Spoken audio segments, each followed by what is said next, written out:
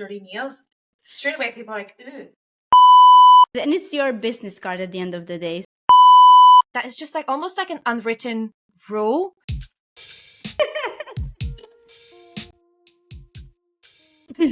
So the other day I saw an interesting video, and it was one of the UGC influencers that were kind of introducing the concept. Obviously, it's not a new concept. It's something that probably is on everyone's back of their minds a little bit. Essentially, is about how important it is in the UGC world to take care of how polished your look and surroundings are before actually shooting. So I thought it was going to be a great opportunity to chat about it a little bit, because I feel like there's so many things that we need to remember, but we don't always do, or some things that are a little bit maybe less obvious for specific industries. So Ali, what would be your like first thing that you always think about before shooting your content? My first thing would always be down to like, who am I working with? So first of all, like if you're working with like it depends on the niche that you're working with. So if it's a jewelry brand or something, you're going to look a certain way, clean, more polished, or if it's skincare compared to if it's like finance. Like, do you know what I mean? Like, so first of all, say for example, it was a jewelry brand. I want to make sure then like my hair is nicely styled, the kind of clothes aren't too, all my other rings or jewelry is taken off, the focus is just on theirs. Because this has happened to me like at the very start of my UGC journey. I remember I filmed a video and I was wearing my engagement ring still, and they're like, oh, actually, sorry, but could you reshoot that? You Because can't. we want just that. And I was like, I didn't think. So that's something that I never thought of. Compared to then, if it's like a finance style video, okay, my setup, I will need to have a laptop, a desk, my wear will be a lot more, I'm not going to be in a crop top, like, do you know what I mean? It's going to be that more formal business wear. So for me, like my, I suppose 2 tips I take away from it is, number 1, make sure what you're wearing is related to the brand, and the scene that you're setting up in also relates to that brand. But what do you think, Maria? Definitely completely agree with what you're saying. Also, I think for me it might be also distracting if you have, I don't know, if you're wearing a t-shirt with like a very big logo, for example, you know, Agree. Yeah. like my No. yeah, like my Branded whole stuff, focus is yeah. going to be on your t-shirt and be like, why did you use that t-shirt? Or I even mean, just subconsciously, like, yeah. it stays in your subconscious. Exactly. Instead of like, you know, the protein like shake that you were supposed to like shoot, I'm just going to think about that t-shirt because the brand was so much into your face. I will try something, I don't know, something neutral, something that doesn't stand out necessarily. If it's a fashion brand, then that's easy, right? Obviously, if it's a skincare brand, and we had these situations sometimes in on Clip, please don't use filters. Like Never a filter. Stay away. Stay away. It's a skincare brand. Like, full stop. That goes across the entire industry for UGC. You're making Just user-generated content. Never use filters or effects because it's so unauthentic. It's like what we discussed with the AI sound voices, right? Just don't. It's Just stay away. literally, Anything that's artificial when it comes to those type of videos, if a brand wanted that digital aspect of it, they would find it somewhere else. But this is not why they came for UGC. Exactly. From my side, I would think, because Maria, you mentioned distractions. I think not taking care of your nails, like your hair, etc., can be a distraction too. Especially when, as you said, Ali, like when we are promoting jewelry. Like, I cannot imagine seeing chipped nails with or a ring videos. And it does happen. You know, it happens more often than I would like it to see it. Fake tan. You know? Fake tan, another very, very thing. Like, be critical with, we had this situation on Clip. I remember that time. Yeah, we did. And I feel like when we give feedback, me and Ali quite often get together and discuss it before we send it through, because we're like, don't take it personally. We're not saying that we hate your fake tan.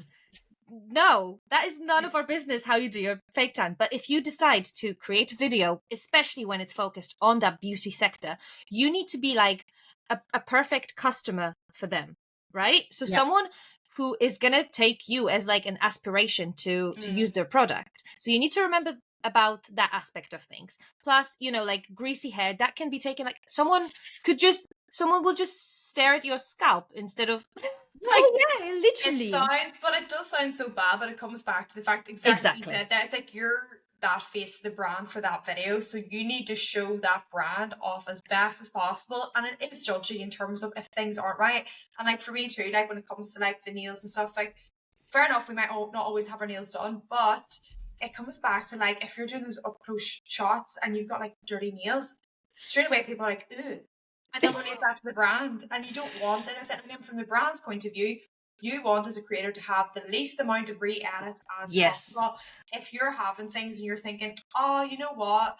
I think it comes back to too, if people are like, they don't care. And I mean that in the nicest possible way. Like, maybe you don't see it. To detail. You might not see it. They're like, oh, that's not perfect, but sure, it'll be fine. I don't care. You should, because then the brand will come back, or even they might be happy, but they're like, you know what, that UGC creator wasn't as premium feeling as the other one. They put a lot of attention to detail into it. They look a lot more polished. I'll go back to them. So it helps for your future campaigns too.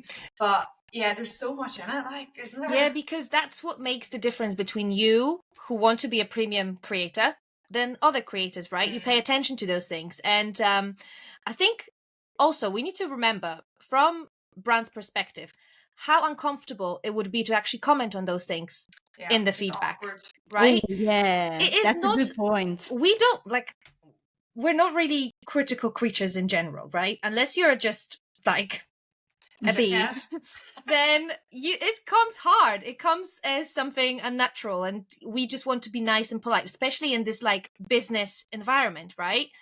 It's very uncomfortable to comment on someone's hair or appearance, because we'd never want it to come across as critical towards you as a person. Or we're superficial people. It's not about that. No. Yeah. It's nothing to do with that. Honestly, in some videos, as Ali mentioned, like some industries, they actually don't want you to look too polished. They want you to maybe, like, you're working from home, like, be realistic about working from home.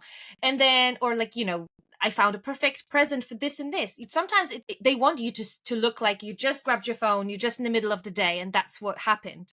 And that is fair. And then we would never comment on it because it's not relevant. But when it is relevant, then just keep those little things intact.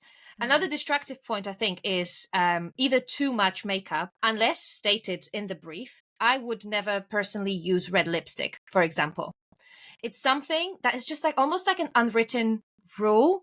You just don't do it because it might not be in the brand's color palette or just not the general vibe. And I feel like red lipstick is just something, unless stated otherwise, that the brand wants you to like have that bold and assertive look, probably wouldn't do that. So I'm interested in your thoughts on that too, because my approach is always like my everyday style makeup, which is like kind of minimalist, like not too much going on, like lip gloss or whatever, like a bit of eyes. But I think that's always any briefs that I ever got through. And it's interesting. I think brands must have got that in the past and didn't like it, because sometimes when I do get a brief, not all the time, it will say like minimalist, natural looking makeup. Like they don't want too heavy and like too much, because then it's not authentic looking either. So that's actually a good point, because that's not something I thought of, but I just consciously would have always kind of done too, I guess. Yeah, just keep it minimal. Less is more approach with anything. Logos, makeup, even your nails, you know, you also don't want to go crazy with your nails. And that's another thing that you probably want to consider as a UGC creator, that your nails and your hands are a part of your business. I actually found a cool tip for girls who do like to experiment with their nails, but they're also UGC.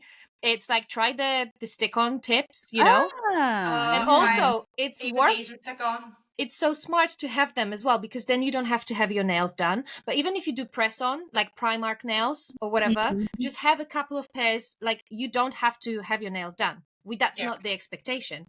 But when you do want to uplift that quality of your UGC, maybe it's worth to have those couple quids worth of press-on nails to just have for those very special videos. Another big one too, I would say, is your background. So for example, I know for briefs before, when it's been furniture brands, they have said about like, be careful of like cables and like background. Don't have messy background. There's nothing worse, for example, if you're doing even a voiceover style or talking head video, and in the background we can see that your bed isn't made and it's messy. Because straight again then it's like, no, it's not good. So always kind of, I would say, have like a few different spots even in your home. Your home doesn't have to be perfect, but have a few areas that you're like, that's a good background. Yeah, and it's not too hard either for you to be like, oh crap, I have to do a load of tidying here. But like, I hope everyone makes their bed in the morning. That's like the basis of this. Just have those, because you don't, because it is subconscious, like subconscious things that people will think when they watch something, and they may not like realize, but it does in turn then perceive or change the perception of a brand. So definitely, be careful. For sure. And no open boxes in the background, please. Like so many times I see the box that you know, the creator packaging just image, like- literally they just took the product out and threw the box out, and it's still Oh, there. It's God. still there. Yeah. I see it. Oh, It's oh, like it's no. little things, but sometimes Yep. we just don't. It's hard because again, we're just one person's band. It's interesting, but it's also hard because we have to be critical. And again, it comes back to seeing things when you rewatch the videos. You're being critical with yourself. You know, once you invest that little time in reshooting those little scenes that you don't think, oh, they're gonna be fine, just reshoot them. That's what's gonna make you grow. Those couple reshoots is gonna make you not make those mistakes in the future videos because you're I gonna think remember. That's a really good point you've mentioned too about reshooting bits. So, for example, if you're setting up a scene and you're like, you're not sure if it looks right or whatever, and you don't want to waste the entire time of filming the whole talking part and then being like, crap, something was in place. Do a test film. Like, just do a test clip. You go and just jibber jabber, 2 seconds, go in the back, check, did it look okay? Another hack too, I would say for people is if you're filming, obviously in the back camera, because it's better quality, you should always film with that. If you have a MacBook, utilize your screen sharing. Like, this is the best thing that people do that I'm always, like, anytime I go in, for example, with clients, whatever, and I'm doing content workshops, I'm always like, use that or screen sharing. You can set your laptop somewhere that you can see it. You will then have your phone turned around with your screen, with your back camera filming. Switch on that screen share. You can then move your laptop around, make sure you're actually in the shot, you've got the good quality, and you can then be like, crap, there's something up there that I don't like in the background. Move it. And also too, it always means you're center focused in the frame. So there's a quick little hack for people. Yeah, definitely. That is you a know, hack for sure. if you don't have the Mac, the laptop, the Mac that is compatible, make use of mirrors as well. It might be simple as simple as that, or just frame yourself and literally, you know, get little stickers, put them on the floor where you have to be when you test with the back camera. We cannot stress enough the difference of the quality with the back camera and the front camera. And if you think that you might get away with it, you will get away with it. Of course, like no one is going to point it out necessarily unless it's me and Ali.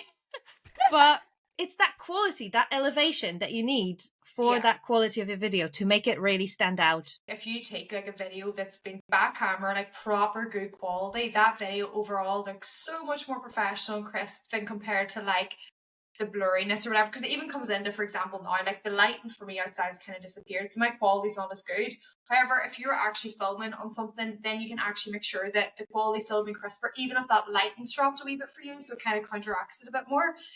But no, always do that. And obviously, again, it depends, because like obviously we don't expect you to do that for green screen videos. These are the type of things that you can get away with it because it probably is not the top priority in that specific scene. So just make practical choices, but also just keep in mind that the quality is the king. Like always, create the videos to the top quality that you can, and make sure that you work on those little things for the future. Just circling a bit back to the nails part, because I've seen actually campaigns on Clip that the brand required not to have any like nail polish on, or you know, heavy like colors, or like literally nothing, to be honest. So that's another heads up for creators that are applying to these kind of campaigns. Just make sure that, okay, if you get accepted to that campaign, not to have any like, you know, gel or whatever is called, shellac or whatever is that, you know, is going to be a pain for you to, you know, take it off. You really don't want to. So if you have these kind of like nails, just don't apply to those campaigns. Just think about I think, Maria, this is such a good point here. It's like not every campaign is just gonna be the right fit for you. Yeah. It's like if you like your nails done, just maybe don't bother, because it's going to bring too much stress to the both sides. 3 sides, actually, because Clip is going to be involved as well, probably. Yeah, exactly. So you either go for something neutral, like me and Ali have right now, or you just, you know, just skip that one. There will be brands that are more like into the natural kind of like look. So again, that's another like thing. Same with makeup, right? Like if they are looking for someone that is more like organic, like more raw in terms of the looks, then just have a think about it. Don't just apply to all the campaigns that the near opportunities have, because it's not. And then I think also with just in general with surroundings, and when you film stuff, I don't know, if you're filming something in the kitchen, you don't want that your, I don't know, your bread laying there like in your like, I don't know, in your frame, or yeah, just the mess around. I think in general, try to be a bit like Put together. tidy, yeah. Tidy in general, or yeah, with house products, yeah, household products, right? If you need to film a messy like frame that you need to show that, oh, before and after, then that's completely another story. But if you have to shoot something, and even if when you have to shoot something in the bathroom for skincare, for example, again, try to avoid like your bathrobe hanging in your background, or near your mirror. Like, if the mirror is the cleanest of them all, just always wipe it. Always. Oh yeah. Just an extra little wipe, even if it is sparkly clean. There's always going to be something that is just going to be like, and again, this is not going to be a massive distraction, but it's just something to elevate your content. And the same with if you are recording for dishwasher tablets, make sure that your dishwasher is clean inside. Even though you're representing the brands, you're also representing yourself in every of those videos. So, just keep that in mind. Yeah, because like, even if you think about it in real life, like if you have to pick someone up from somewhere, right?